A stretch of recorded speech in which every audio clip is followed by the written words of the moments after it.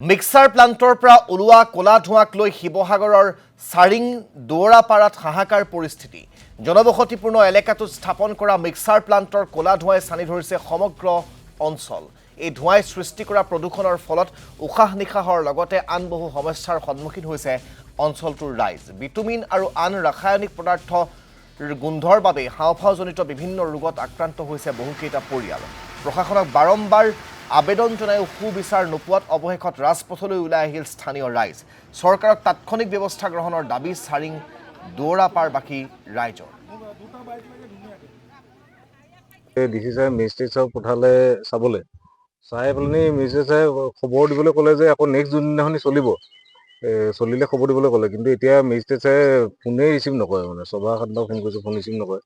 এতিয়া আমি মানে ভাবিছোঁ আৰু মনতে ভাবিবলৈ বাধ্য হৈছোঁ যে ভিতৰুৱা কিবা ধৰক মিলা মিলি আছে নেকি। ইমান মানুহে ইমান ডিষ্টাৰ্ব কৰাৰ পিছতো যদি চৰকাৰে কথাটো নুশুনে, আমি সন্দেহ কৰিবলৈ মানে বাধ্য হৈছোঁ আৰু। এতিয়া পলিউশ্যন কণ্ট্ৰল বৰ্ডৰ মানুহো কিজানি ইয়াত লগত হেৰি হৈ আছে, মিলা মিলি হৈ আছে। আৰু এই বস্তু যদি সোনকালে বন্ধ নকৰে, ইয়াত মানে গোটেই চাৰিং অঞ্চলৰ ৰাইজে একদম মানে প্ৰতিবাদ, মানে বহুত ডাঙৰ প্ৰতিবাদ হ'ব। পিছত মানে চৰকাৰে মানে মানুহক দুখ দি লাভ নাই আৰু। এই ফৰ্মেলিটি যিখিনি কৰিব লাগে আমি কৰিলোঁ, ডিচি চাৰক কমপ্লেইন কৰিব লাগে কৰিলোঁ, লিগেলি আমি গৈ আছোঁ।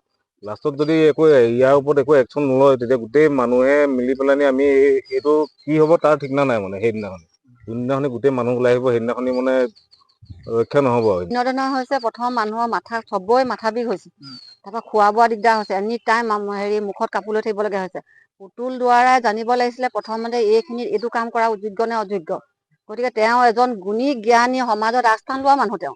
গতিকে তেনেস্থলত এই ওচৰৰ প্ৰতিবেশীৰ কাৰণে কিয় ইমান অহিত চিন্তা কৰিছে।